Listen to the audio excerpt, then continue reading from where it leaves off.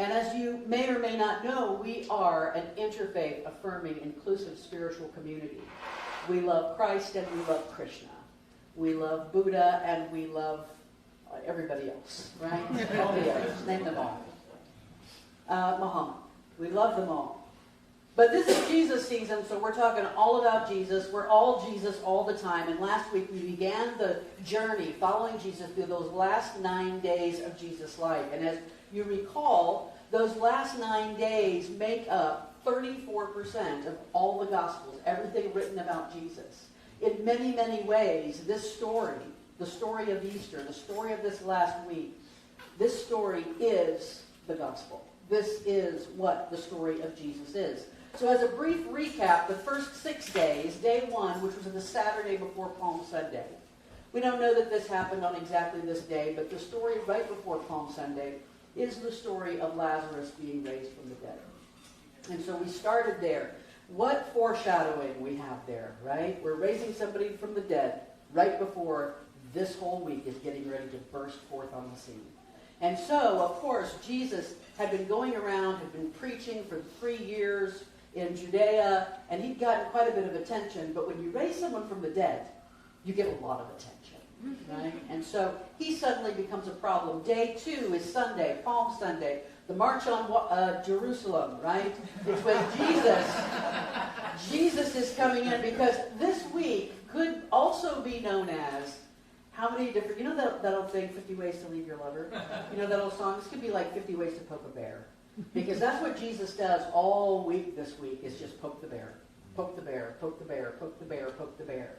Right? Getting into some good trouble all week long. And day 3, on Monday, is when he gets hangry, right? He curses the fig tree, he's hungry, the fig doesn't have any figs on it, he's mad, and then he goes in and flips a few tables in the temple. So he really, really needed a happy meal. And but he's also demonstrating for us in so many ways that a sacred person can get angry. But a sacred person can reach their limit. Can say, I've had enough.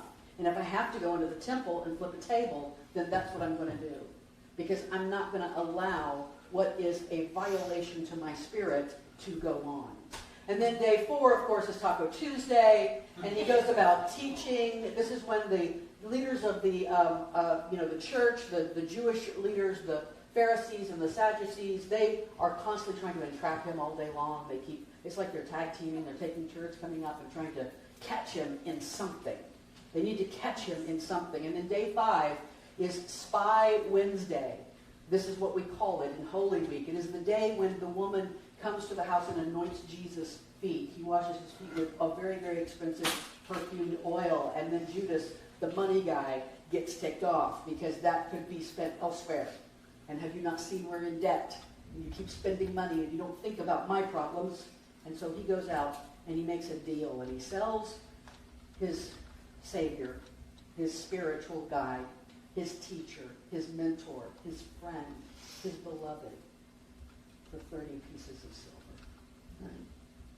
And then day 6 is Passover. This is why everybody's come to Jerusalem. It's a big spiritual, it's a holy day. It's the, for lack of a better term, all my Jewish friends are going to hate me for saying this. It's Jewish Easter. Okay, it's kind of Jewish, and so they're having the Passover feast, and they have the Last Supper and Gethsemane. That's where we kind of left it, and so now we're going to continue day 6. We've got about halfway through day 6, and so we go back and we pick up, and we have Jesus at the Last Supper. Now this is Da Vinci's Last Supper. This is the one we talked about last week, but I think I like this picture better. Right? There's Jesus and his best friends, his closest confidants. You know, we're reminded once again, there's even more white people in that picture than there are in the Bible. Right?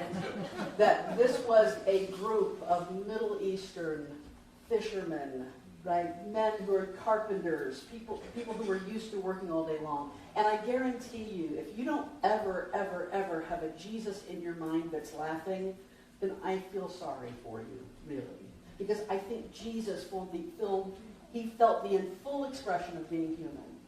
And that full expression included camaraderie and friendship and jokes and laughing and let's sit back and have some wine and let's enjoy the Passover together. Of course, a lot of stuff goes on in this night. He predicts his death. He predicts that he's going to be betrayed.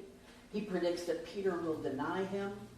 And in spite of this, in spite of the fact that he knows all of this, he washes their feet. He feeds them.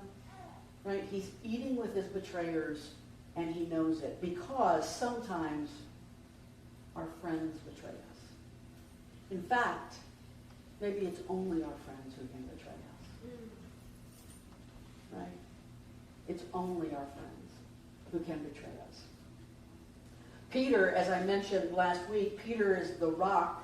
Jesus had said, you're the one upon whom I will build my church. And yet, Peter's going to betray him.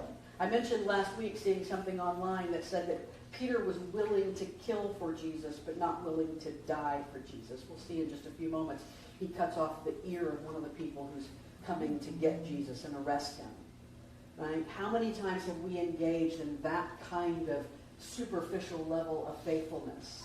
I'm willing to do this, but I'm not willing to sacrifice. I'm not willing to let go of my own ego, die to self, so that a greater purpose can be fulfilled. Right? And then Jesus goes to the garden. He goes to pray. It's getting late. The party's over. The Passover feast. He knows what's happening. Things have been set in motion. Judas has been sent on his merry way to do what he must do. And Jesus takes three folks with him, Peter, James, and John. He has already predicted Peter's betrayal. He knows Peter's going to betray him. I love the story of Peter so much because Jesus took a flawed being, someone he knew was flawed. He recognized his flaws, and he still said, you're the rock on which I will build my church. Right? You are still my guide, no matter how flawed you may be. And so he brings these three with him, and he tells them, just stay right here, stay with me for a while, I need to pray. And then he goes off by himself a little ways, and he starts, the first of 3 times, he says, if there's any way this cup can pass from me, Father, I don't want to do this. I know this is what my life has been for. I know this is the moment, and I don't want to do it. Right? Have you ever felt that before? You know what's ahead of you. You know what has to happen.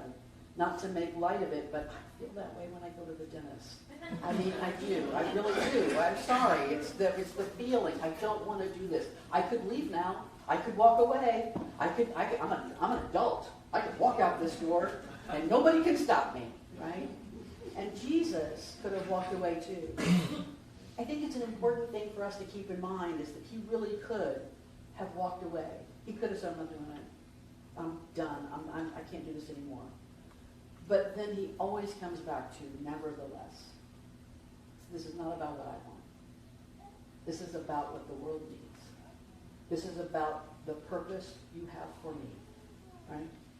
And so he comes back to the disciples. They are fast asleep. And of course, he's a little irritated with them. Couldn't you just stay awake with me for a little while, just a little while? In Mark 14, it says, he came back, this is from the Message, he came back and found them sound asleep. He said to Peter, notice who he's pointing out, Peter. Peter, you're my rock. Peter, you're going to betray me. Peter, I'm going to keep talking to you. Peter's like the little toddler that you just have to keep saying whatever, right? He says, Peter, you went to sleep on me? Can't you stick it out with me a single hour? Stay alert. Be in prayer so you don't enter the danger zone without even knowing it. Don't be naive.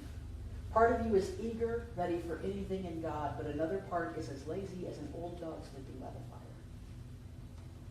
Part of you is ready for this, but part of you is not, Peter, and you're going to have to come to terms with that. You're going to have to look that in the face.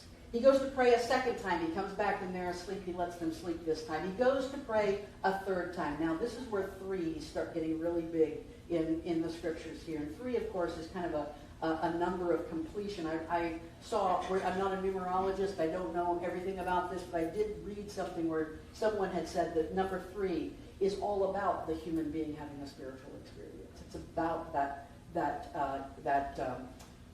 Trinity. Right? That mind, body, spirit. All of those ways that we are a collection of 3s in so many ways. He comes back and he wakes him up the third time. In Mark 14 it says, he came back a third time and said, are you going to sleep all night? No, you've slept long enough. Time's up. The Son of Man is about to be betrayed into the hands of sinners. Get up, let's get going. My betrayer has arrived. Now, let me just say a word about that word sinners. Here in Unity, and this particular spiritual community, we're not really fond of that word, right? We think that word has been used oftentimes as a kind of cudgel, right? It's been a whipping post. It's been something to beat someone over the head with. And we know that the word in Greek that is used in the New Testament for this is hamartia. And it is an ancient archery term, meaning to miss the mark. To sin is to miss the mark. It's not to become suddenly evil, suddenly horrible, someone who's unredeemable in your current state. It's that you've been human and you've missed the mark. And sometimes we are the people coming to get the Christ child. Sometimes we are the people who are the oppressors. And we have to own that. So he says, I'm about to be betrayed into the hands of sinners. And then we have Judas facing Jesus. Now, it's important to realize that Judas arrived with a gang. And these were not Roman soldiers. These were church leaders. Right? Judas walks up and he kisses Jesus as the sign for the betrayers. And then one of the disciples, the book of John tells us it's Peter, pulls his sword out, cuts off the ear of the high priest's servant, a man named Malchus. And I think it's interesting to note here that Peter carried a sword. Peter had a sword on him, right? He was ready. He knew this was going to be an intense week. He wasn't just walking around going, everybody's going to take care of me. He had a sword on him. Well, for whatever that means to you, and Jesus says, put your sword away. Don't you think I could call on my Father and get all the help I need? I don't need to put your little thing away. Put your little toothpick away. It is not going to help me, right? This must happen this way. It's unfolding to fulfill the prophecies, to fulfill the plan. It's already in motion.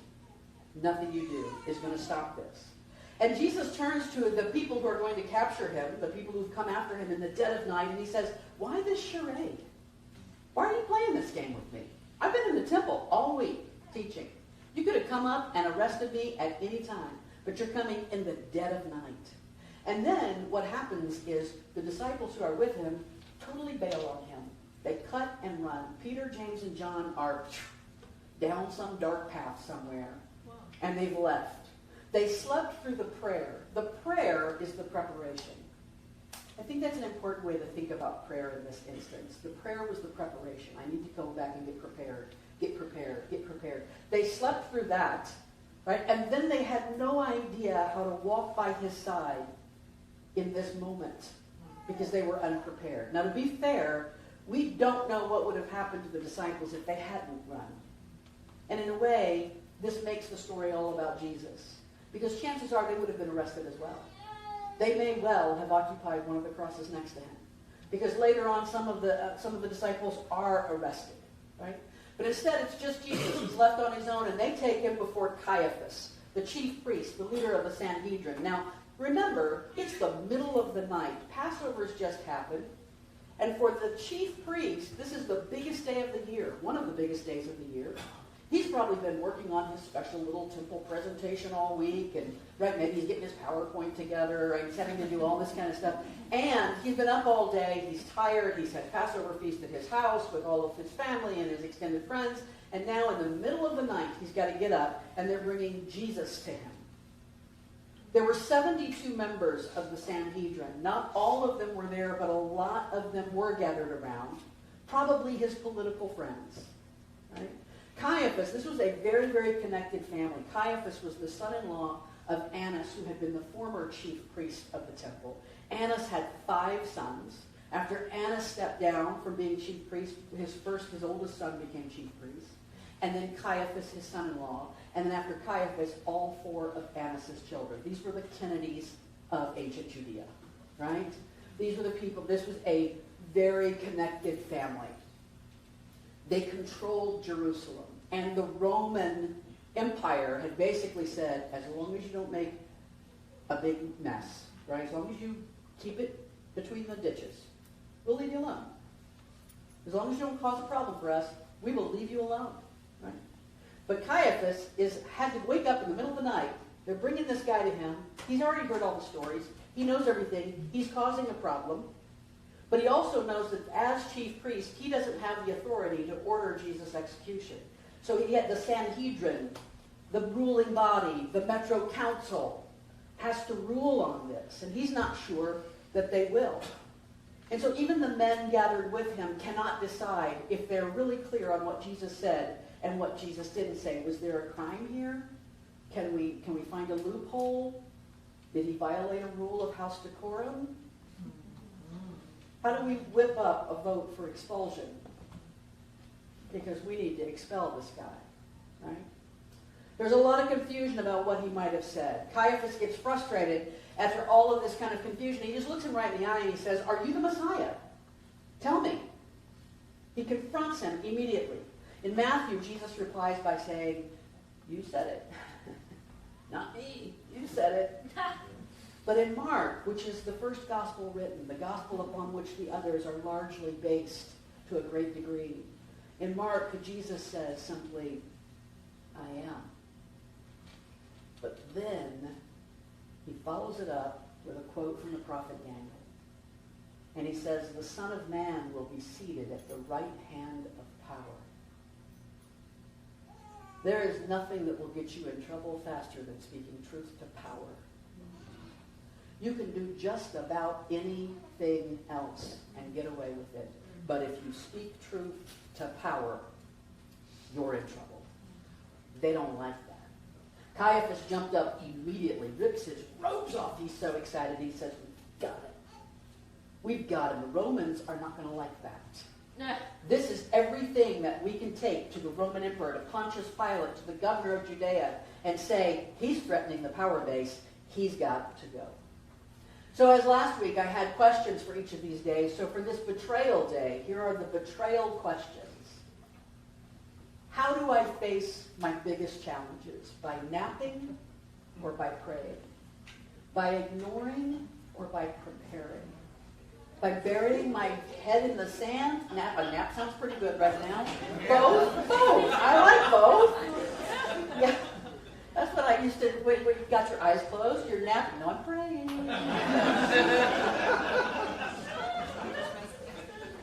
When have I betrayed someone with a kiss? Now, oftentimes we see ourselves, generally speaking, when we hear some of these old great stories, we always put ourselves in the hero role. We're always the hero on the hero's journey. But sometimes we're the betrayer.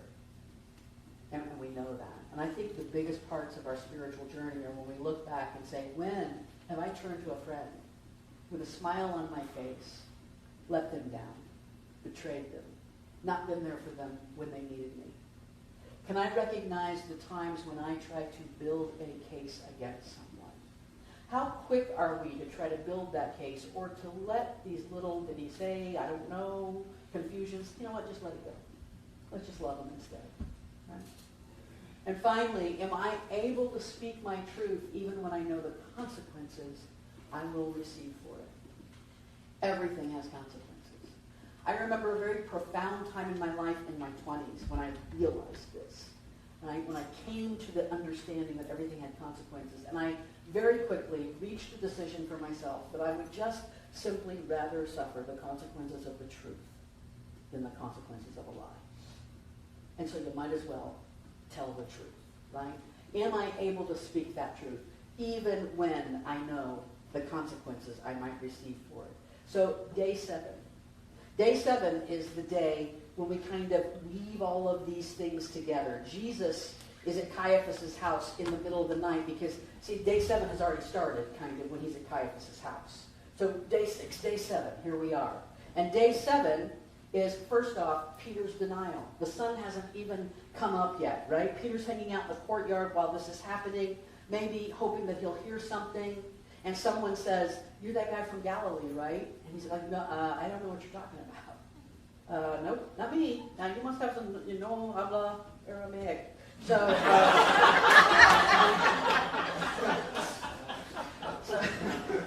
and we know that some of these disciples disciples were arrested later on. Peter has a valid fear for his life. It's easy to give someone like Peter, when we're reading the story, it's easy to give him a hard time. But how many of us would say the exact same thing?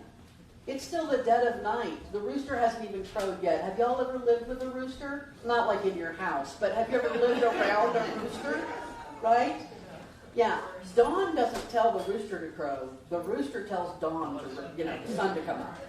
The rooster it's dark still. It's in those darkest hours just before dawn. And Peter has a valid fear for his life. He says, no. I better, maybe he's even saying, we don't know what he was thinking. Maybe he's saying, Jesus told me I was going to be the rock. I better not get arrested. I better keep myself safe right now so that I can go off and do the work. We have no idea. Someone else said, yeah, you're that guy you're with that guy from Nazareth. He says, nope, I never met the man. Never met him. Don't know anything. And then they say, you know what, your accent is giving you away 3 times. 3 times they say, your accent is giving you away. You're from that part of the world. You know him. Peter says, I swear, I don't know him. And the cock crows just as Jesus predicted. And the message tells us that Peter remembered what Jesus had said, and he went out and cried and cried and cried. The New International Version says that he wept bitterly. He didn't just shed a few tears. He was probably broken at his core in that moment, right? Nothing makes sense anymore. I don't even know how to be in the middle of all this. Judas is feeling the same kind of thing. This is the same time when Judas gets religion. He has a cup of Jesus moment. Judas realizes what he's done. He comes back and he throws the coins. Caiaphas is trying to decide what to do. Judas comes back.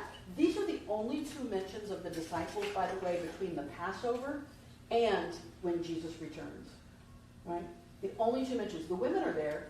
The women are all over this week. The only 2 mentions are the 2 mentions, the betrayer and the denier. And so Peter comes back and he throws the coins down. We see their struggle. We see their remorse. Judas says, I have sinned. I've betrayed an innocent man. And Caiaphas at this point says, what do we care? We have him now. We have him. Right? We have a plan. We're already sending him to Pontius Pilate. Judas throws the money down. He runs out. And as the scriptures tell us, he hangs himself. And then Jesus goes before Pontius Pilate. Now this is probably a pretty good depiction of this. Pilate is able to talk to Jesus in a fairly quiet way. And then he's able to turn around and talk to the crowd and ask the people what they want to do. Pilate's wife had a dream the night before and said, keep your hand. You don't want to get involved with this. This is going to be a problem. You don't want to get involved. Pilate does not want to make this decision. But it was a tradition on Passover for Pilate to free 1 prisoner. And so there's this other prisoner. His name is Jesus Barabbas. Right? They both have the same first name, Jesus. We usually just call him Barabbas. So Jesus was actually Yeshua, which translates better to Joshua, quite frankly, in our modern language. It was a very common name in Jesus' time. He had a very common name. Jesus was like John Smith. Right? So the J sound does not exist in Hebrew or Aramaic. And the Bible was originally written in Greek, which uses a different alphabet from Hebrew. It lacks the sh sound found in Yeshua. So New Testament authors used the Greek S without the sh, instead with the s, right? And they added an S to the end to make it masculine. In that language, an S on the end made it masculine. And so that's how it became. The Bible was translated into Latin from the Greek, and it became Iesus, right? It became I-E-S-U-S.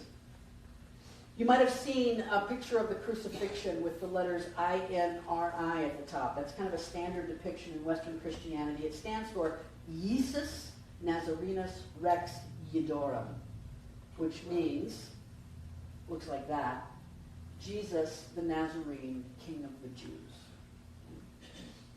So we get back to Pilate here. Barabbas is the one that may be released here. Barabbas, by the way, means son of the Father. So we have Jesus, son of the Father, and Jesus, son of the Father. One of them has a capital F, right? And so we have both of these 2 men very much parallel to one another. And the crowd they have the say. Pontius Pilate doesn't want to make the decision, and the crowd says, release Barabbas. Crucify Jesus, release Barabbas. Some folks like to make a big deal about this being the same crowd that praised him when he entered Jerusalem, but Jerusalem's bigger than that. Every single type of feeling someone could have had around this story, I think, was present there. There were people in there yelling, "Crucify him," and I guarantee you there were people walking around the back going, "I'm just not so sure about this."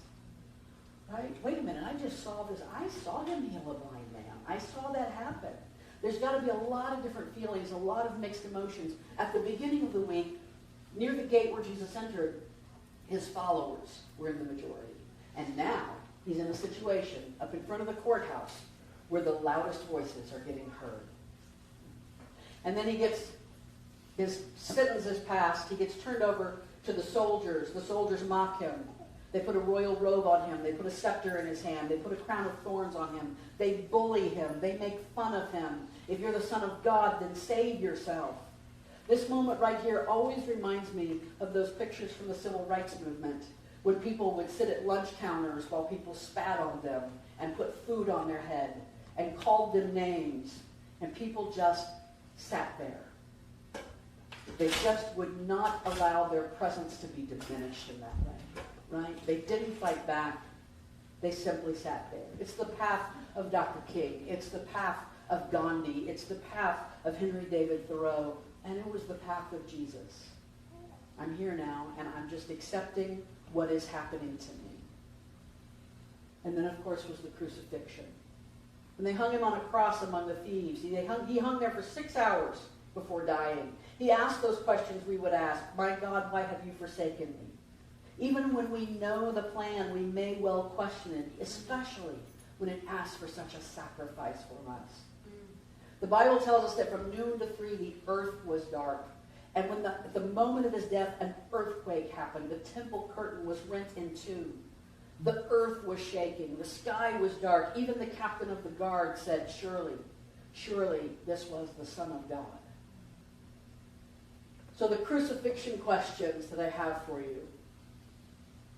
Am I denying what I know is true? This is the Peter question. We all do this. We all do this to ourselves, right? Denying what we know that we know that we know. The truth with a capital T. What within us we know. Have I denied that? Have I given back the silver, owned my mistakes, made necessary retribution? I always think about, Judas is one of my favorite characters in the Bible. If you've ever watched The Last Temptation of Christ, a movie that was made many, many years ago, they framed Judas as a person. In fact, I think there's a little scene where Jesus says to Judas, "You know, I have the easy job. I just have to die on the cross. You have to live with what you do." Right? You have to own what you do. And so I think the story of Judas, we do see him owning this. Have we owned our mistakes? Have I believed that the loudest voices represent everyone? Or do I answer to a deeper principle and a deeper truth, regardless of who's shouting, regardless of what voices can be heard? When have I mistakenly believed this is the end? It's not over. It's not over, right? Whether you're talking about something in your personal life, something in your political life, something in the larger world, whatever's going on in American politics, whatever's going on in your family, whatever's going on in your life. It's not over. Day 8. Just like day 7, we kind of have to go back to the night before a little bit, because the days start at sundown in the Jewish tradition, right? Christmas Eve is not the night before Christmas, it is the night of Christmas, because the day started at sundown, right?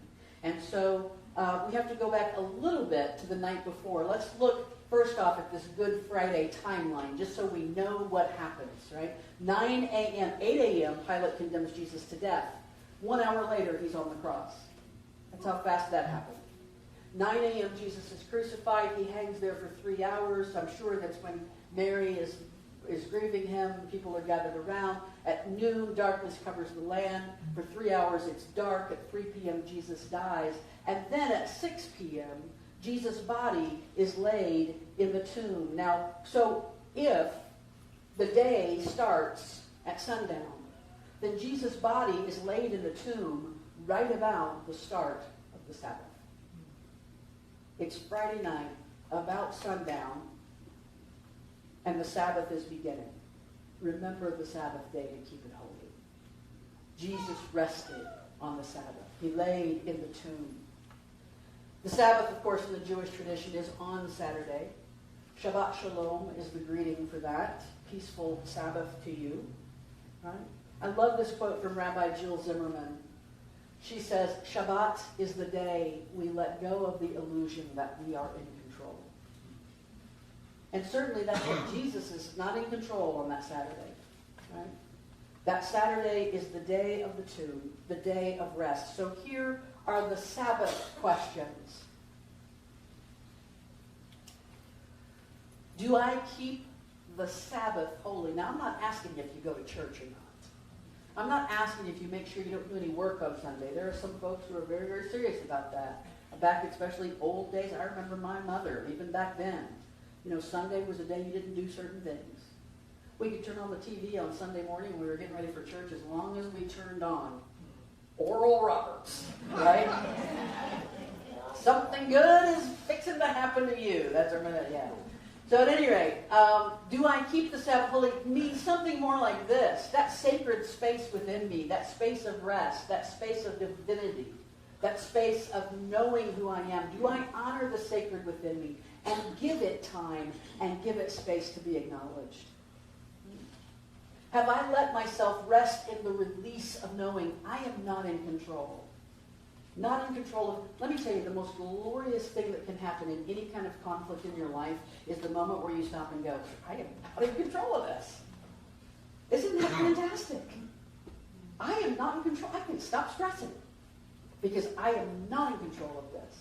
Have I stopped fighting? Have I let go? Have I completely surrendered? Have I just stepped into the acceptance space? That's what Jesus did. Right? He poked the bear all week long, but then he said, once the arrest happened, okay, here I am. I'm letting go, completely surrendering. And have I allowed the time for transformation? That's what the time in the tomb is. This is a trust the process time. This is the time of transformation. So day 9, it's all about day 9. Everything's about day 9.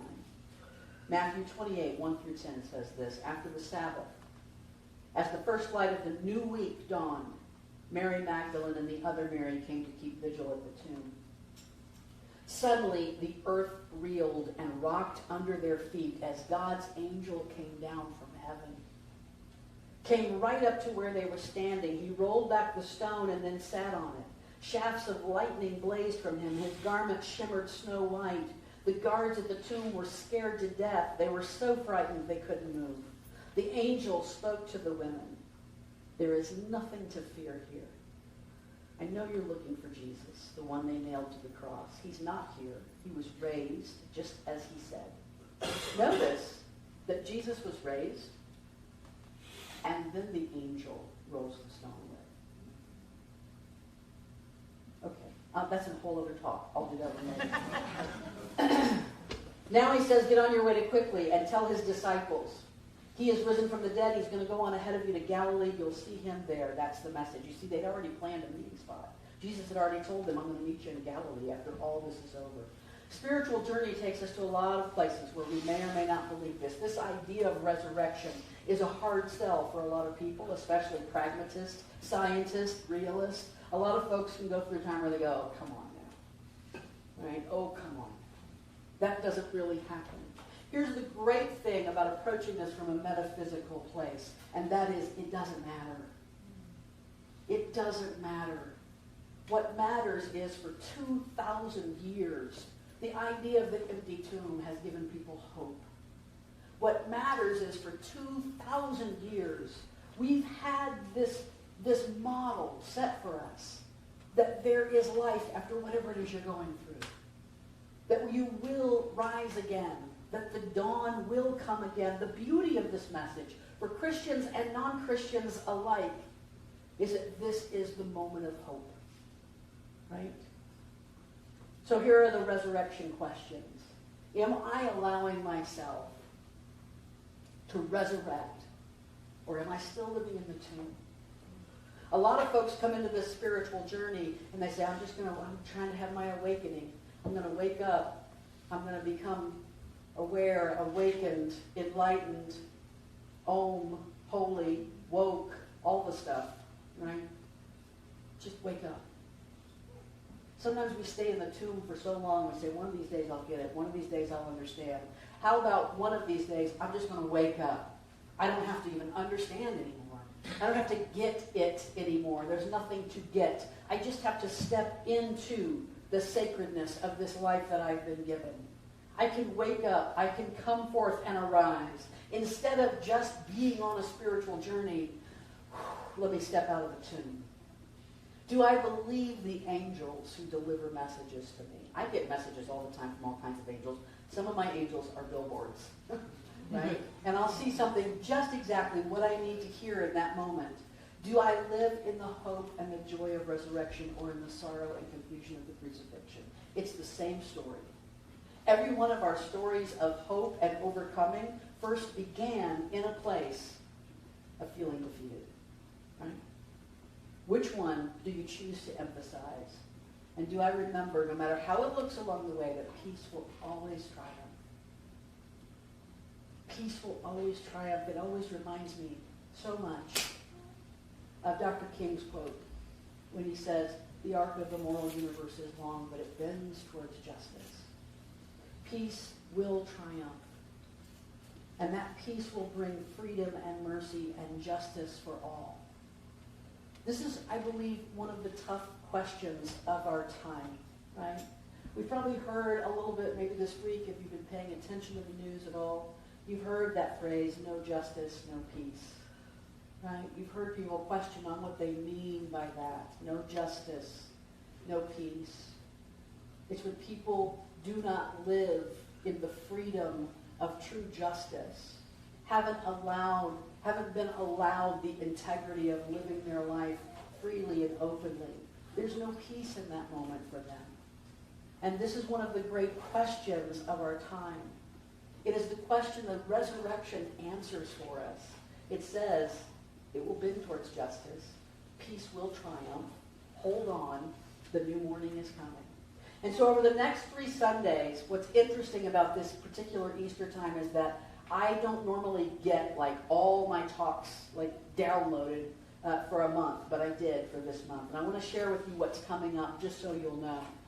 So in the light of all of that, we're going to be talking about abundance, prosperity, and money next week, April 16th. Some of the great questions of our spiritual journey. And then we're going to focus on the pure and sacred awesomeness of you on April 23rd. And then on April 30th, I believe maybe, I don't want to build it up too much. I've already told you before that we're having the songwriter for the song Jesus Was a Drag Queen here with us.